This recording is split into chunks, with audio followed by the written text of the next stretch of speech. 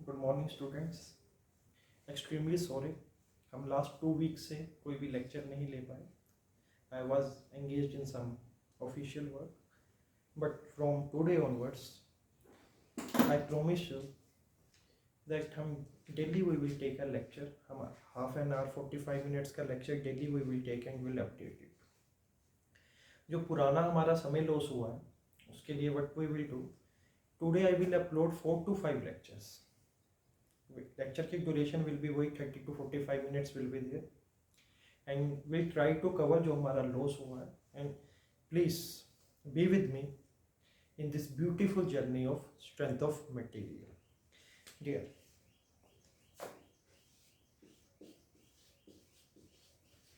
strength of material, basically dear, now today we will see the basic assumption which we will take while solving or while calculating any forces, any load calculation in our body during any applied load on our body. It means क्या है dear? देखिए, जब आप कभी भी derivation निकालते हैं या आप किसी भी चीज़ को रिजोल्व करते हैं, उसको वेरियस फोर्सेस लगाते हैं, तो आप कुछ ना कुछ अजम्पशंस लेके चलते हैं। और जो अभी हम अजम्पशंस देखने वाले हैं, ये अजम्पशंस थ्रू आउट सोम आप देखेंगे आपके applicable and timely. I will show once again also, जब हम उस टॉपिक पे पहुंचेंगे, जब मैं दिखाऊंगा देखिए ये अजम्पशन वैलिड है यहाँ पे। ये सबसे पहली चीज जो हम इसमें लेते हैं, material is homogeneous and isotropic। देखिए डियर, अब क्वेश्चन ये आता है हमारे माइंड में, what is homogeneous and what is isotropic. Dear, homo, चलिए प्रैक्टिकल एग्जांपल से हम देखते हैं जिससे आप कभी भी कंफ्यूज ना हो। हम ह्यूमन बींग्स को क्या, हमारा बायोलॉजिकल नेम है होमो सेपियंस। अब एक घर में आप कितने कई सिस्टर्स हैं, ब्रदर्स हैं, आपके मदर हैं, फादर हैं, ग्रैंडफादर हैं, आप सभी एक पीस इन्वायरमेंट में कब रह पाते हैं? आप तभी रह पाएंगे जब आप एक ही डायरेक्शन में सोचें। ऐसे ही मटेरियल में है। मटेरियल होमोजीनियस का मतलब क्या है कि मटेरियल की कोई भी property in a given direction through out a body remain same. It means body की प्रॉपर्टी जहां पे जो होगी इस डायरेक्शन में, यहाँ पे भी हम करेंगे इस डायरेक्शन में वो सेम होगी, यहाँ पे भी इस डायरेक्शन में सेम होगी। अब क्वेश्चन ये उठता है प्रॉपर्टीज क्या होती हैं। देखिए, ये जब हम एक ह्यूमन बीइंग को कहते हैं कि इसके हेयर ब्लैक हैं, इसकी आईज ऐसी हैं, इसकी हाइट इतनी है, ये पतला है, ये मोटा है, तो वो हम उसके फीचर को डिफाइन करते हैं। ऐसे ही एक मटेरियल को डिफाइन करने के लिए उनकी प्रॉपर्टीज होती हैं, सिमिलर वैसे। और हम इसको इन डेप्थ आगे और स्टडी करेंगे। अभी सिर्फ आपकी नॉलेज के लिए, जैसे मॉडुलस ऑफ इलास्टिसिटी जिसे आप ई से लिखते हो, बल्क मॉडुलस जिसे आप के से लिखते हो, पॉइजन रेशो आप म्यू से लिखते हो, एंड जी, ये बेसिक प्रॉपर्टीज है। ये क्या होती हैं हम समय के साथ पूरी सोमे से इन डेप्थ स्टडी करेंगे, सो डोंट वरी। आप प्रॉपर्टीज देख लिया, ऐसे प्रॉपर्टीज है ई, modulus of elasticity, bulk modulus, Poisson ratio and modulus of rigidity. ये आपके चार आपके बेसिक फीचर्स हैं। ये आप कहीं पे भी ले लीजिए, अगर उनकी property in a given direction through out a body same रहती है वैल्यू। अब मान लीजिए ई की वैल्यू यहाँ पे मेगा न्यूटन पर मीटर स्क्वायर है, अब यहाँ पे भी चेक करोगे तो यहाँ पे भी उतनी ही आनी चाहिए। ये हम इसमें एजम्पशन लेते हैं होमोजीनियस। अब नाउ आइसोट्रोपिक क्या होगा? आइसोट्रोपिक है कि एक पॉइंट पे in all direction properties are same. कोई भी डायरेक्शन ले लीजिए डियर, उस पॉइंट पे in all direction property will be same. अच्छा, अब इन दोनों को कंबाइन कीजिए डियर, देखिए इन दोनों को आप कंबाइन कीजिए। ये कह रहा है एक डायरेक्शन में प्रॉपर्टी सेम है, किसी भी पॉइंट पे चले जाइए। ये आपको बोल रहा है उस पॉइंट पे किसी भी डायरेक्शन में चले जाइए प्रॉपर्टी सेम है। इट मींस इन दोनों कंबाइन करेंगे तो देखिए प्रॉपर्टी इधर भी सेम आ गई, प्रॉपर्टी यहां पे भी सेम आ गई। What does it mean? It mean कि थ्रू आउट अ बॉडी जो उसकी प्रॉपर्टी है वो सेम है। ये व्हाट अ ब्यूटीफुल assumption। मतलब थ्रू आउट अ बॉडी, चाहे मैं यहाँ पे कंसीडर करूँ, चाहे यहाँ कंसीडर करूँ, यहाँ कंसीडर करूँ, मेरे को प्रॉपर्टी का पैनिक लेने की जरूरत नहीं है। बट इन रियलिटी ये वेरी होती है डियर। अब उसे कैसे अकोमोडेट करते हैं, सभी एजम्पशंस के बाद मैं आपके उस पॉइंट पे आऊंगा। ये first assumption is clear I think. Material is homogeneous and isotropic. ठीक है डियर, चलिए हम नेक्स्ट देखते हैं। ये लास्ट लेक्चर में मैंने आपको एक बात बताई थी, हमारे लिए स्ट्रेंथ ऑफ मटेरियल में मटेरियल अगर इलास्टिक लिमिट को क्रॉस किया तो हमारे लिए मटेरियल फेल हो गया। वो सब्जेक्ट ही अलग हो जाता है जिसे आप बोलते हो फ्रैक्चर मैकेनिक्स, उसे बोलते हैं फ्रैक्चर मैकेनिक्स। वो हमारी डोमेन से बाहर, वो एडवांस फॉर्म में चला गया। अब हमने सेकंड एजम्पशन क्या ली है dear? Material obeys Hooke's law. Material obeys Hooke's law. अब डियर क्वेश्चन आता है हुक्स लॉ फिर है क्या? देखिए dear, Hooke's law only valid within elastic limit. अगर आप और परफेक्ट जाएं हुक्स लॉ में तो it is valid within a proportional limit. अब हम आपको स्ट्रेस और स्ट्रेन कर्व पे दिखाएंगे कि क्यों मैं दो टर्म्स को यूज कर रहा हूं। देखिए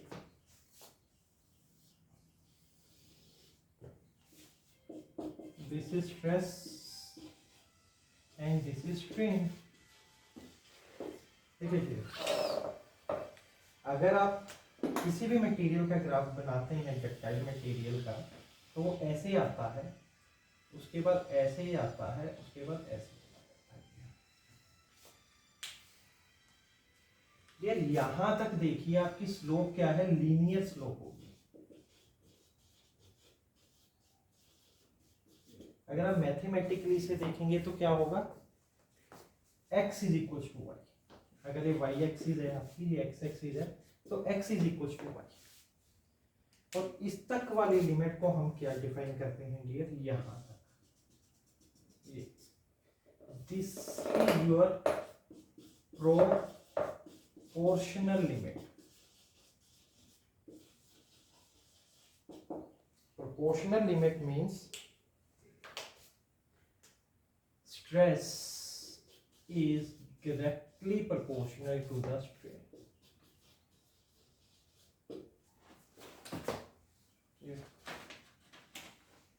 Stress is directly proportional to the strain। इसे प्रोपोर्शनैलिटी साइन हटाने के लिए आप एक कांस्टेंट देते हैं, is equals to E।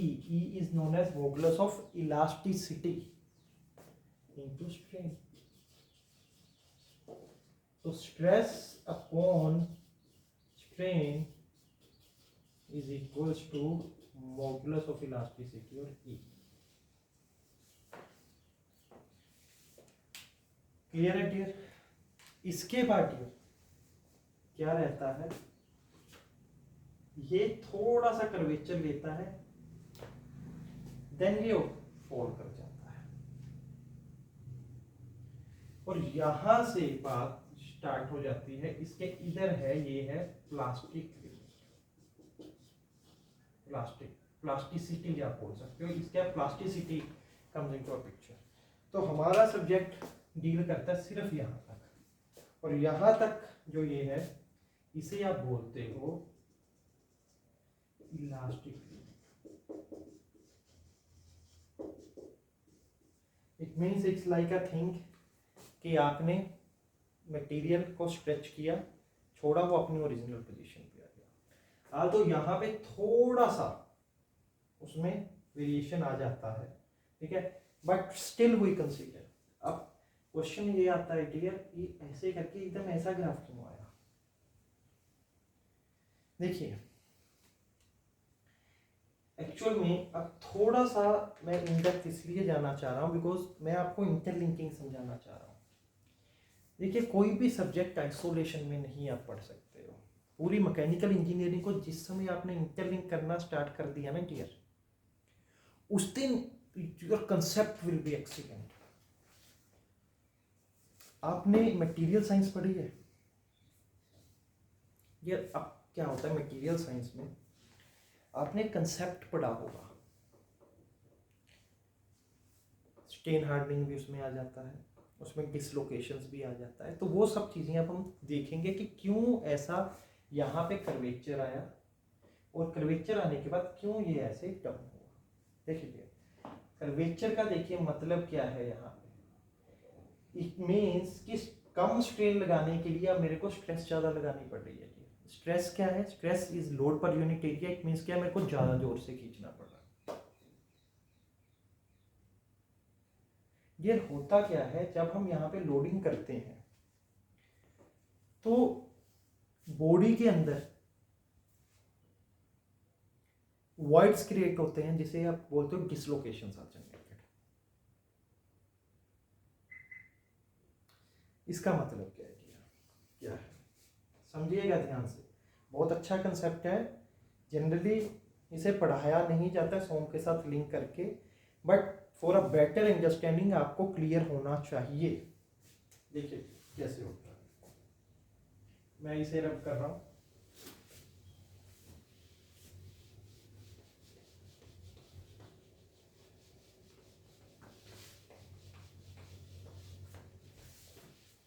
देखिए कंसीडर कर लीजिए आपकी एक बॉडी है। अब आपको भी मालूम है ये बॉडी किन की बनी होती है? एटम्स की बनी होती है। तो ये इन सब में एक एटम्स होंगे, ऐसे एटम्स।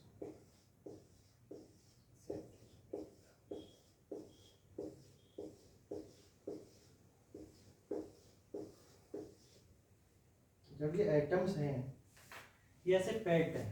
पैक्ड आपने मटेरियल साइंस में देखा है, वेरियस स्ट्रक्चर्स होती हैं। फेस सेंटर्ड हो सकता है, बॉडी सेंटर हो सकता है, सिंपल क्यूबिक हो सकता है। तो क्लियर, कोई भी ले लीजिए आप। आपने इसे लोडिंग कंडीशन दी, अब ये लोडिंग कंडीशन दी तो क्या हुआ, ये यहाँ से स्ट्रेच हो जाएगा। ये तो आप एलोंगेशन बोलते हैं। इसके कारण डियर क्या होता है, dislocations are generated, some voids are generated. जब उसे छोड़ते हो ये वापस आ जाता है, उस पोजीशन पे आ जाता है, वो वॉइड्स आपके खत्म हो जाते हैं। अब जब वो वॉइड्स आप क्रिएट करते गए, जैसे जैसे आपने लोड इंक्रीज करता गया, यहाँ पे आके वो वॉइड है आपको हिंड्रेंस क्रिएट करने लगते हैं। तो उसी चीज को अब खींचने के लिए आपको ज्यादा जोर लगाना पड़ जाता है, इसीलिए ये कर्वेचर हो जाता है। इट मींस कि स्ट्रेस की वैल्यू ज्यादा हो जाती है, उसी प्रोपोर्शनल वैल्यू में स्ट्रेन को इंक्रीज करने के लिए। अब ये देखिए ये अपर लिमिट आ गई। अब इसके बाद आपका क्वेश्चन होगा, ठीक है सर ऐसा तो हो गया, अब एकदम फॉल क्यों कर गया? ऐसा क्या रीजन था? इसे तो और इंक्रीज करना चाहिए था, और लोड करते हैं तो कि इसमें कंसेप्ट आता है स्लिप प्लेन्स का।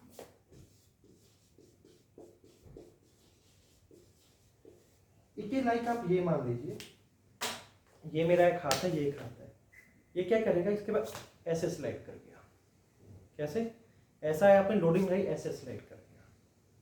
अब देखिए, एक तो आपकी लोडिंग तो है ही है डियर, ऑटोमेटिकली आपने लोड इंक्रीज नहीं किया, ऑटोमेटिकली ये फ्लो कर गया, इसीलिए देखो ये बिल्कुल परपेंडिकुलर फोल्ड कर गया। इट मीन्स कि उसी स्ट्रेन वैल्यू पे अगर आप देखेंगे ध्यान से, स्ट्रेस की वैल्यू डाउन हो गई, इसलिए ये फोल्ड कर जाता है। अगर आप बिल्कुल परफेक्शन में देखें तो Hooke's law is valid up to this which is known as the proportional limit, but for our calculation we take it up to the elastic limit. और यहीं तक डियर हमारी सॉम है। तो पूरी सॉम में एक बात क्लियर रखिएगा डियर, हम मटेरियल को ऐसा लेने वाले हैं कि लोडिंग कंडीशन के बाद जब मैंने लोड उससे हटाऊंगा तो वो अपनी पोजीशन पे आ जाएगा वापस। अगर वो नहीं आता है, it means there is a plasticity in it, और जब प्लास्टिसिटी होगी तो डियर हमारे सब्जेक्ट से के स्कोप से ही आउट हो गया वो। ठीक है जी, I think second assumption is clear. ये थर्ड assumption,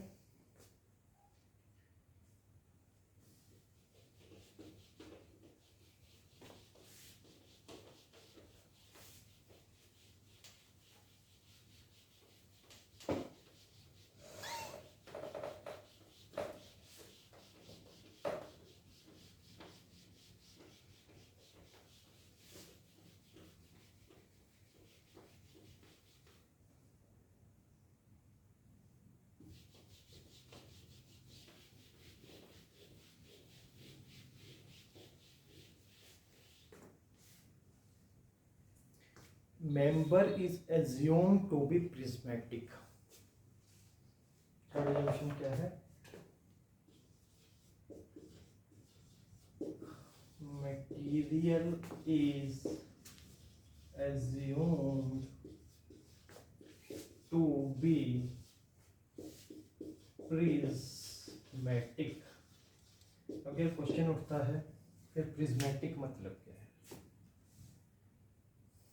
प्रिज्मेटिक क्या है? प्रिज्मेटिक मतलब है डियर उसका जो क्रॉस सेक्शन है वो सेम रहता है। क्रॉस सेक्शन कहाँ पे? जहाँ पे आप एनालिसिस कर रहे हो। इट मीन्स कि आपका मान लीजिए एनालिसिस इस है उस पे हो रहा है, तो इसका cross section will be same. अब डियर क्वेश्चन ये उठता है, तो डियर हमारे माइंड में आना चाहिए, तो क्या सर हम टेपर्ड बार पे कभी कर ही नहीं पाएंगे? नहीं डियर, करेंगे। क्यों नहीं करेंगे?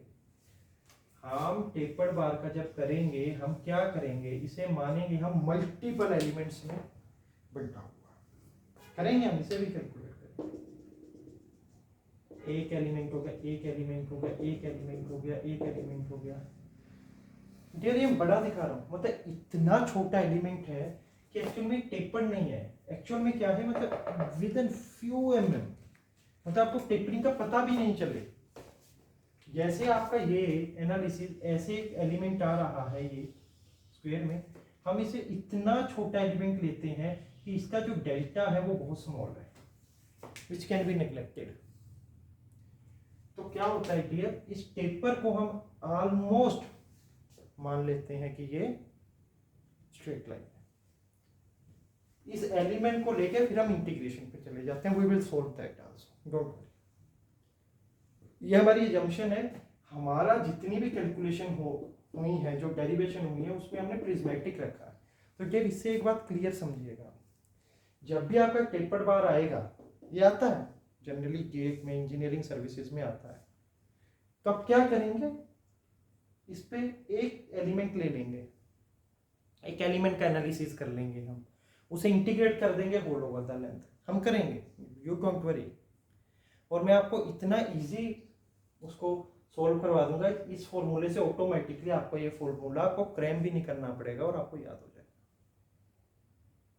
स्ट्रेस का। Don't worry at all, that is my responsibility. ये थर्ड पॉइंट आई थिंक हमें क्लियर हो गया है सर। किसी को डाउट हो कभी भी मेरे को मेल करके पूछ सकता है, कोई भी पॉइंट मुझे मन में।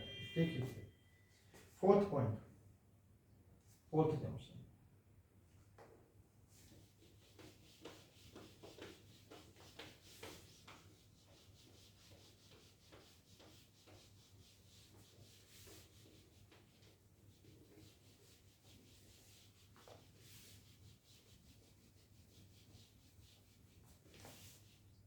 Fourth point, load is assumed to be static.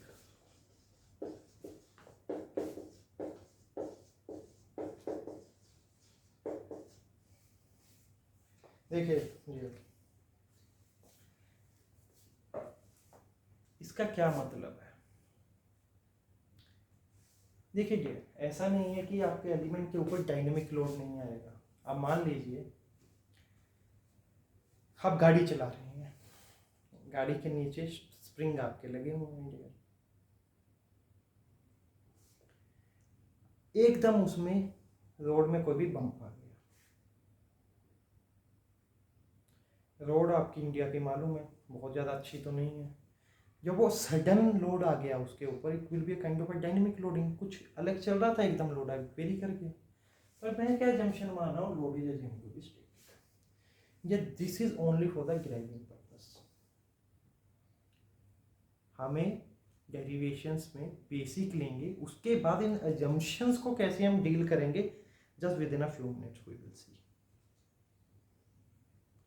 मैं आपको अभी शो भी करूंगा कि कैसे आपको डायनेमिक लोड पे आना है from a static load. Basic आप कैलकुलेशन स्टैटिक लोड से ही लेके चलते हैं, बिकॉज आपकी जितनी भी डेरिवेशन है सोम में वो स्टैटिक लोड मान के चलते हैं। तो उनको आप कंपनसेट करते हो किसी फैक्टर से।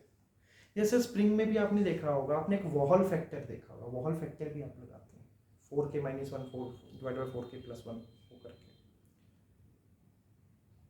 डियर ये सब अनसर्टेनिटी को ही जब आप मैचअप करते हैं तब वेरियस कांस्टेंट पिक्चर में आ जाती है। हम इसके कुछ समय के बाद अभी डेरिवेशन भी सॉल्व करेंगे, कैसे इम्पैक्ट लोड, इम्पैक्ट क्या है, एकदम आपने लोड दिया, उसे आप स्टैटिक लोड से कैसे कैलकुलेट करोगे। ठीक है जी, डोंट वरी। ये आप मान लीजिए load is assumed to be static. देखिए जी एक और छोटा सा एग्जांपल देता हूँ मैं, although हम इसे इन डेप्थ करेंगे। मान लीजिए ये आपका एक बीम है, ठीक है, मतलब एक ब्रिज हो गया।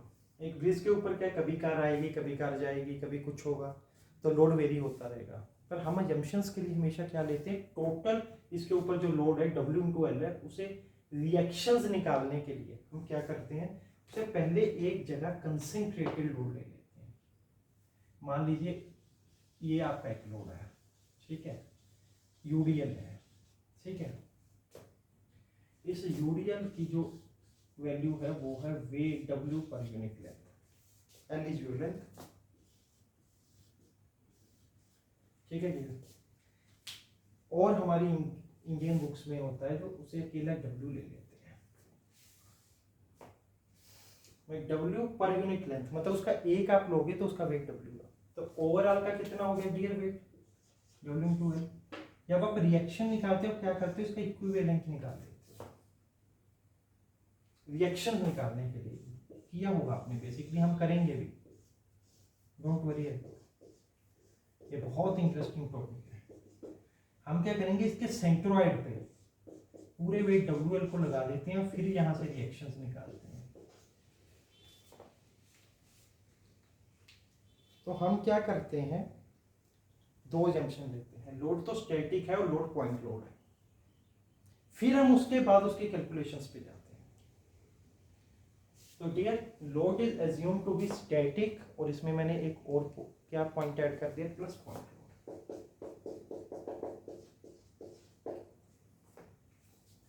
फिर हम इस जंक्शन से आगे कैसे चलते हैं, we will see, don't worry, don't worry. Sir सबसे इंपॉर्टेंट चीज, जब आप कैलकुलेशन करते हैं तो बॉडी के अपने सेल्फ वेट को आप निगलेक्ट कर देते हो। Self weight of a body is neglected. इसका एग्जांपल लेके चलते हैं जी। फोर्थ फिफ्थ आपका जो पॉइंट है,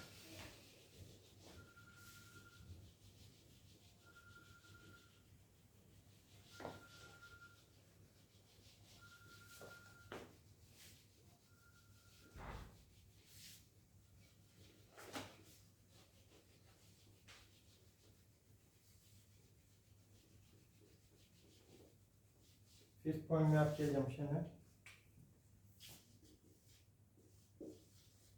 self weight of member is neglected. देखिए अब बात ये आई सेल्फ वेट क्या है ये चीज। एक एग्जांपल लेते हैं जी। ये बियरिंग है, बियरिंग को यूजली हम ऐसे दिखाते हैं। बियरिंग के साथ एक ये शाफ्ट है। ये कौन सी एक्सिस होगी क्लियर? मैंने उस दिन भी आपको बताया था फर्स्ट लेक्चर में, इसे लॉन्गिट्यूडिनल एक्सिस बोलते हैं। इसके ऊपर एक पुली लगी हुई है। अब देखिए आपको डिजाइन करनी है सब चीजें। ये सोम का बेसिक काम क्या है? डेरिवेशन ड्राइव करके देना, जो लोड बॉडी पे एक्ट हो रहा है उस बेस पे हमें उसकी डायमेंशंस को डिजाइन करना होता है। जब मान लीजिए आपने पुली का करना है, पुली के समय पुली शाफ्ट के ऊपर है, मैं पुली एडिशनल लोड इस पे डाल दिया, पुली पे कोई लोड नहीं डाल रहा। तो पुली को कैलकुलेट करने के लिए आप पुली के सेल्फ वेट को तो नेग्लेक्ट कर ही दोगे। शाफ्ट पे आए आपने शाफ्ट के समय क्या देखा कि पुली उसके ऊपर एक्सटर्नल लोड कर रही है। जब शाफ्ट को आप कैलकुलेट करोगे पुली के लोड को ऐड कर लोगे, लेकिन शाफ्ट के लोड को आप छोड़ दोगे। ऐसे बेयरिंग को जब आप डिजाइन करोगे तब आप इन दोनों के लोड को लोगे, शाफ्ट और पुली के लोड को लोगे, बेयरिंग के लोड को आप छोड़ दोगे। ये क्लियर है? Self weight of a body is neglected. और सबसे इंपॉर्टेंट जो हमने स्टार्टिंग में किया था, सिक्स्थ अजम्पशन क्या है? Your member is always in static equilibrium position. Dear तो बेसिक है, मतलब आपकी बॉडी उस समय एक इक्विलिब्रियम पोजीशन में है, वो तो डेफिनेटली है, तभी तो आप कैलकुलेट कर रहे हो। फ्री बॉडी डायग्राम तभी तो आप बना रहे हो। Your body is always in static equilibrium position. 6 point.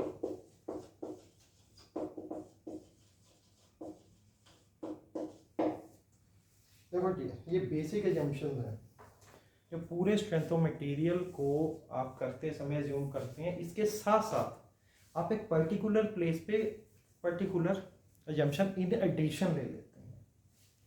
जैसे हम कॉलम में करेंगे, आप देखेंगे उसमें जब हम यूलर्स फॉर्मूला निकालेंगे तब हम देखेंगे आप एडिशनल अजम्पशंस और लेंगे। ये तो बेसिक रहेंगे क्लियर, ये बात आपको क्लियर बोल दें, ये बेसिक अजम्पशंस वहाँ पे भी रहने वाली हैं। अब ये क्वेश्चन हमारे माइंड में ये आया, सर इतनी अजम्पशंस हमने ले ली, ऐसे तुम्हारी कैलकुलेशन ही गलत आएगी। बिल्कुल आएगी जी, अजम्पशन आपने ली है तो उसका इफेक्ट तो देखिए कहीं ना कहीं दिखेगा। अब सर हम कैसे इंश्योर हों कि हमने जो कैलकुलेशन की है वो सही है? उसके लिए डियर एक टर्म आती है पिक्चर में, जिसे बोलते हो फैक्टर ऑफ सेफ्टी।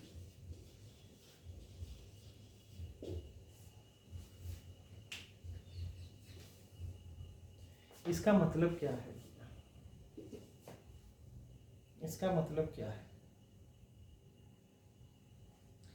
देखिए एक याद रखिएगा डियर, एक बॉडी की प्रॉपर्टी होती है।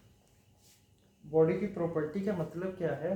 बॉडी मैक्सिमम उतना लोड ले सकती है before going into a failure condition. एक आप एक्सटर्नल लोड लगा रहे हो। मान लीजिए प्रॉपर्टी की ई की वैल्यू 210 दी हुई है मेगा न्यूटन पर metre with an elastic limit. It means कि मैक्सिमम आप इतना लोड लगा सकते हो डियर, इसके बाद मटेरियल फेल हो जाएगा। It is a property of a body, it is independent of your load.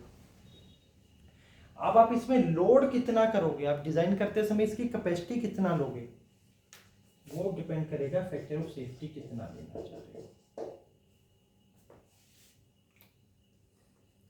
Factor of safety depend करेगा कि आपके पास अनसर्टेनिटी कितनी है, आपके अनसर्टेन फैक्टर कितने हैं। यहां से फिर आएगा this is your permissible limit which is a property of a body. ये आता है इंजीनियरिंग सर्विसेज में कई जगह पूछा जाता है। आपकी परमिसिबल लिमिट है वो independent of the external load है। This is a property of a body. चाहे आप कोई 10 किलो न्यूटन लगा रहे हो, 20 किलो न्यूटन लगा रहे हो, ये नहीं चेंज होने वाली है। हाँ, इस उसके बाद आएगा आपका लोडिंग, उसको आप लिखेंगे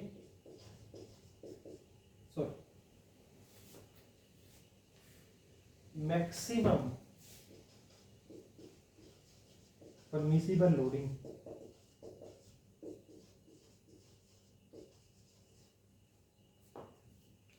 permissible limit as a property of a body.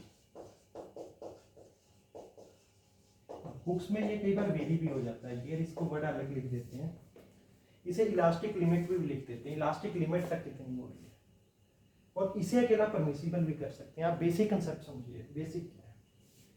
Maximum permissible loading मतलब कहाँ तक हम उसे लोड कर सकते हैं, ये अपना डिपेंड करेगा जितनी उसकी ये वैल्यू है 210 डिवाइड बाय जो आपने फैक्टर ऑफ सेफ्टी दिया है।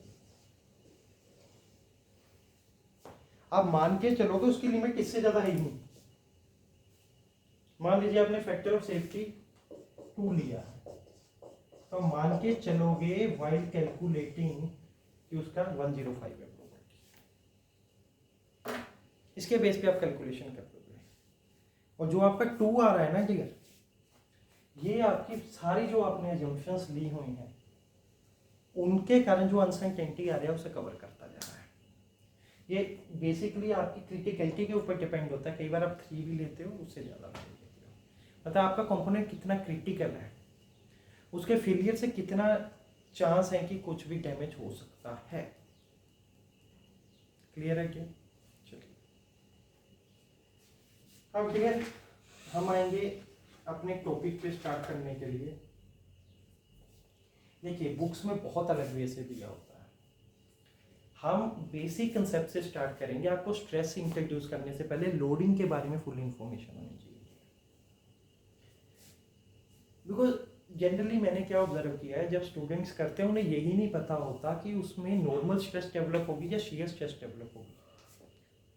जब आपको बेसिक कंसेप्ट नहीं क्लियर, नॉर्मल स्ट्रेस होगी शियर स्ट्रेस होगी, तो बेसिक का फॉर्मूला सही लगा ही नहीं पाओगे।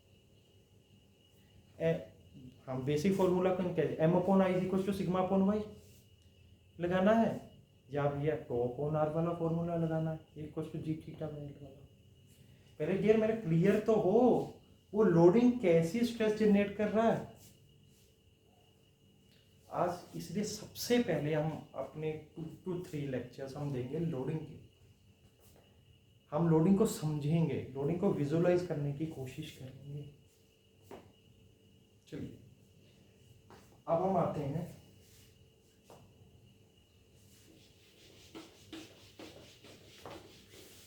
Next topic. आप करिए, देखिए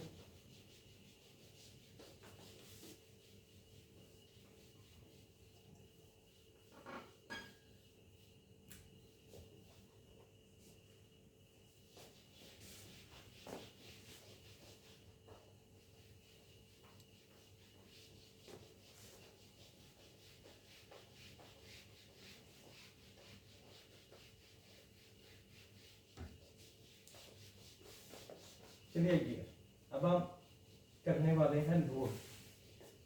ठीक है,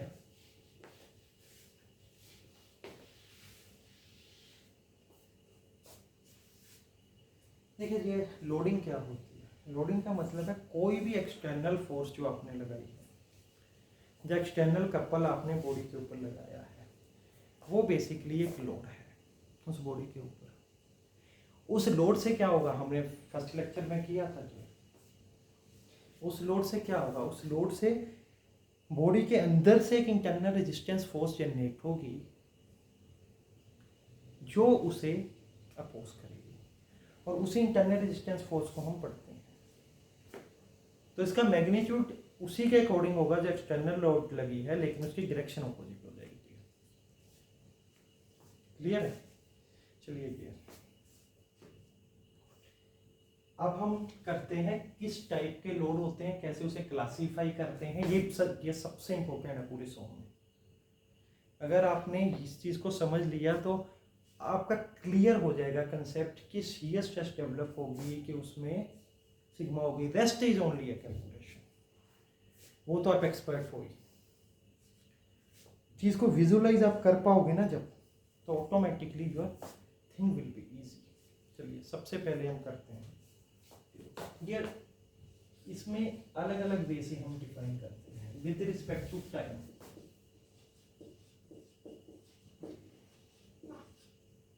ठीक है, हम या तो पहले एक बार पूरा ग्राफ बना लें, एक बार ग्राफ बनाने के बाद उसे वन वन हम उठाते जाएंगे और आपको एक्सप्लेन करते जाएंगे।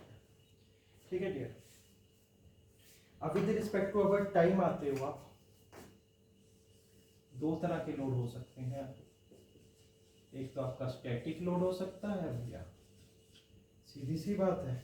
दूसरा आपका कौन सा लोड हो सकता है,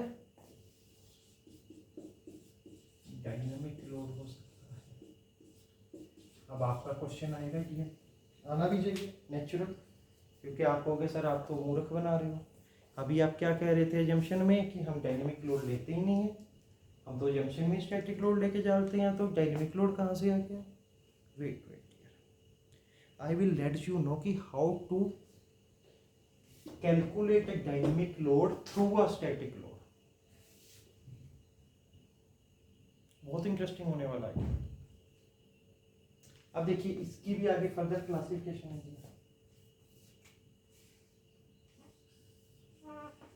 इसे आप करते हो डेड वेट और gradually applied load.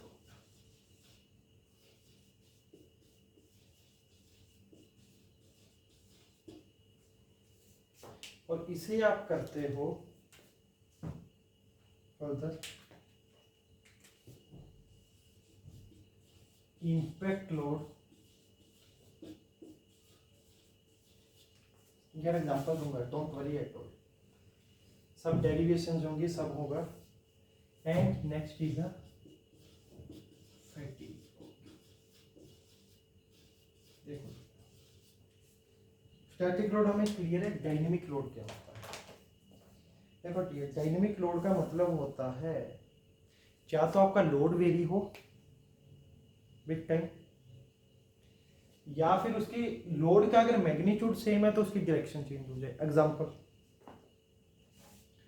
Fatigue load में आते हैं क्लियर। मान लीजिए ये आपकी शाफ्ट है, शाफ्ट ऐसे रोटेट कर रही है। यार हम पढ़ेंगे, don't worry at all, derive करेंगे। जिन्हें मालूम है एक सा गुड थिंग, इसमें नॉर्मल स्ट्रेस ऐसे जनरेट होती है। एक मींस इस वाले फाइबर को कंसीडर करिए। डोंट वरी, अगर आपको ये नहीं मालूम तो we will derive it and we will show it कैसे ये बनता है। डोंट वरी एट ऑल, बस आप अभी बेसिक देखिए। आप इस फाइबर को देखिए, फिर फाइबर यहाँ पे है, इस समय ये एलोंगेशन में है। क्लियर है क्या? ये शाफ्ट रोटेट कर रही है, शाफ्ट रोटेट की, रोटेट करके शाफ्ट का हाफ रोटेशन के बाद ये यहाँ पे आ गया। जब यही फाइबर यहाँ पे आया तो ये कैसे होगा वेटेड यहाँ पे। अब ये कंप्रेशन में आ गया। देखिए magnitude is same but direction change होगी। जहाँ पे टेंशन में है यहाँ पे ये it is like this thing. ये तो नहीं हो पाएगा, लेकिन आप जैसे एक रिफिल को करके देखते हैं ना, ऐसे ऐसे करके देखेंगे आप।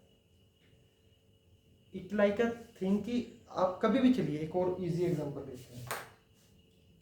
मान लीजिए आपसे कोई भी चीज़ स्ट्रेच करके नहीं तोड़ रही, तो आप क्या करते हो, उसे ऐसे करते हो।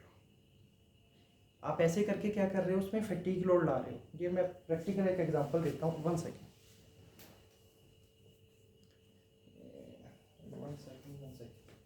यही दे दीजिए, पेन दे दीजिए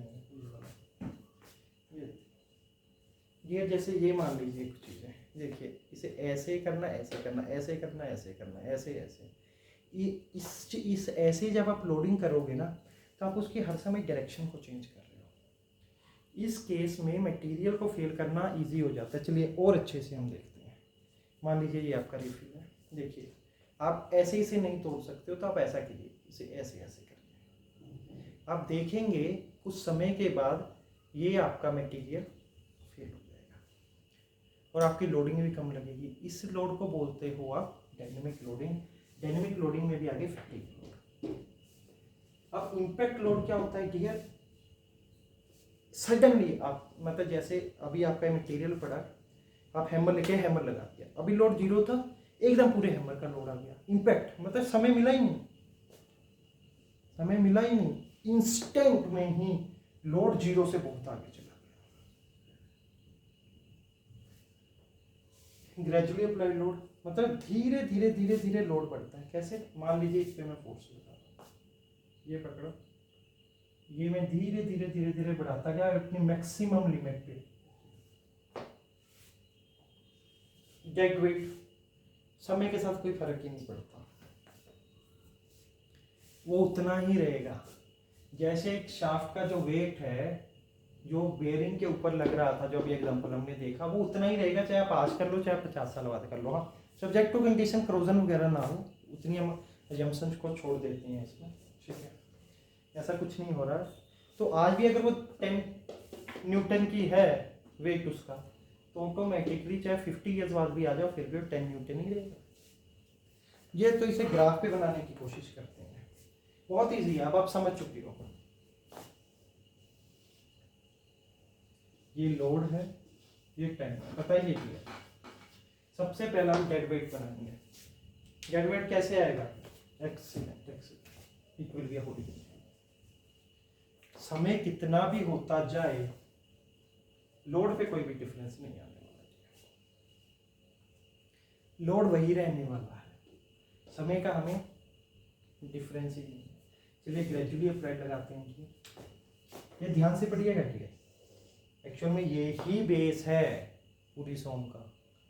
इट मीन्स अभी लोड 0 है, धीरे धीरे धीरे धीरे धीरे धीरे लोड इंक्रीज होता गया, इंक्रीज होता गया, इंक्रीज होता गया, अपनी अपर लिमिट पे पहुंच गया, तब मैक्सिमम लोड है ये, then it is becoming a constant. Here it is load, here it is time. ये यहां से लेके यहां तक लोड इंक्रीज हुआ, फिर लोड कांस्टेंट हो गया। ये पूरी सोम इसी के ऊपर डिपेंड है। मैक्सिमम जो आप 80% ऑफ सोम कैलकुलेशन करोगे वो इस लोडिंग पे करोगे। ये जैसे क्वेश्चन में आपको दिया होता ना, लोड इज 10 किलो न्यूटन, तो 10 किलो न्यूटन क्या देगा वो, देखिए 0 से 10 आया और इसके बाद जब वैल्यू हो जाती है उसकी कांस्टेंट, वो आपको क्वेश्चन में दी होती है। ये बात अब डियर देखिए, इम्पैक्ट लोड भी ऐसा ही है, आया 0 से एकदम अब मैक्सिमम हो गया, लेकिन इन दोनों में डिफरेंस क्या है डियर, इसने समय नहीं दिया, ये just within a millisecond हो गया, इसने समय लिया। इसका मतलब क्या है, अगर हम इन दोनों को एक साथ दिखाना चाहें, लोड को टाइम को, और मैं यहाँ पे 2 स्लोप्स बनाऊं, एक ऐसे बना दूं, एक ऐसे बना दूं, अब बताइए इसमें से इम्पैक्ट लोड कौन सा है और आपका ग्रेजुअली अप्लाइड कौन सा है, डेफिनेटली जिसकी स्लोप कम है, जिसकी स्लोप ज़्यादा है वो आपका इम्पैक्ट लोड। ऐसे कंसेप्चुअल क्वेश्चन कई बार इंटरव्यू में पूछ लेते हैं, या 2 लाइन बना देंगे और पूछ लेंगे आपसे, बताओ भैया इसमें से कौन सा आपका ग्रेजुअली अप्लाइड लोड है और कौन सा आपका इम्पैक्ट लोड है। ये डोंट वरी, हम इसे कैलकुलेट करेंगे। इम्पैक्ट लोड को कैसे करना है। फैटिग लोड मैंने आपको ऑलरेडी एक्सप्लेन कर दिया है। देखिएगा डेड वेट तो चेंज ही नहीं हो रहा, ग्रेजुअली अप्लाइड लोड में बेसिकली हुक्स लॉ लगता है, stress is equals to strain, stress upon strain is equals to P. स्ट्रेस क्या होता है, where stress is equals to load पर unit area, okay clear, and strain is equals to, चलिए इधर strain is equals to change in dimension upon original dimension।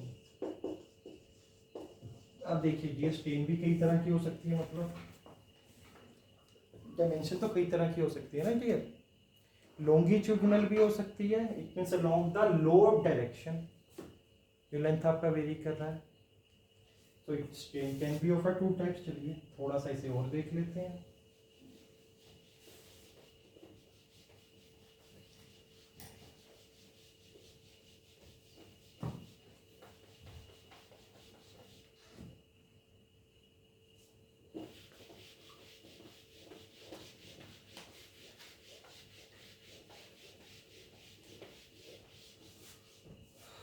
Strain it can be of a longitudinal strain or it can be a lateral strain। longitudinal lateral क्या होता है, मान लीजिए आपका एक ये कंपोनेंट है, आपने इसे इधर से स्ट्रेच किया, तो इसकी डायमेंशंस कैसे होंगी। देखिए ये इधर से कम हो जाएगा कि इधर को इसकी लेंथ ऐसे इंक्रीज हो जाएगी, डेल्टा जो along the length, along the load direction, along the length ये आ रहा है, this is a longitudinal,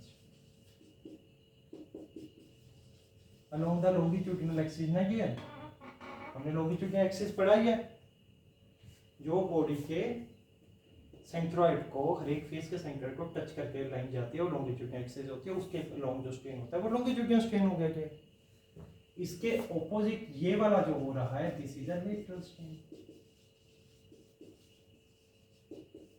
clear है। तो लोडिंग कंडीशन में जनरली लॉन्गिट्यूडिनल और लेटरल स्ट्रेन की क्या है रेशो डियर, क्या होती है, ऑपोजिट होगी, डायरेक्शन ऑपोजिट होगी। अगर ये प्लस में जा रहा है तो ये माइनस में होगा। इट मींस ये देखिए इधर से कम हो रहा है क्या, इंक्रीज हो जाए। इसीलिए आपने देखा होगा पॉइजन रेशो में आप नेगेटिव और लेटेस्ट स्ट्रेन में लॉन्गिट्यूडिनल स्ट्रेन लगाते हो, नेगेटिव पॉजिटिव करते हो, क्योंकि इन दोनों की बेसिक प्रॉपर्टी अलग है ना। देखो म्यू की वैल्यू तो 0 से 0.5 के बीच, 0 से 1 के बीच में लाइक करती है ना, क्या तो वही चीज वैल्यू है यहाँ प्लस से माइनस के बीच। ये एक प्रॉपर्टी अलग है, उसको करने के लिए हम नेगेटिव लगा देते हैं। इनका रिजल्टेंट एक वॉल्यूमेट्रिक स्ट्रेन आ जाता है। फिर हम स्ट्रेन पढ़ेंगे, अच्छे से पढ़ेंगे। ये सिर्फ बेसिकली मैंने एक आपको टच किया है कि आप थोड़ा बेसिकली अपना छोटा छोटा कंसेप्ट बन जाए। इन डेप्थ तो फिर हम उनको उठाएंगे, हम इन डेप्थ पढ़ेंगे, डोंट वरी अबाउट। चलिए अब हम आ रहे हैं डियर, चलिए डियर इस लेक्चर को हम यहाँ पे क्लोज करते हैं, ठीक है। और अभी next lecture just within a few time में अपलोड करने वाला हूँ, वो मैं आपका लोड करूँगा इम्पैक्ट लोड से, ठीक है जी। तो इसे आप एक बार अच्छे से देखें, कोई भी इशू आता है मेरी ईमेल आईडी ले लीजिए, इस पर आप मेल कीजिए r.abrol888@gmail.com।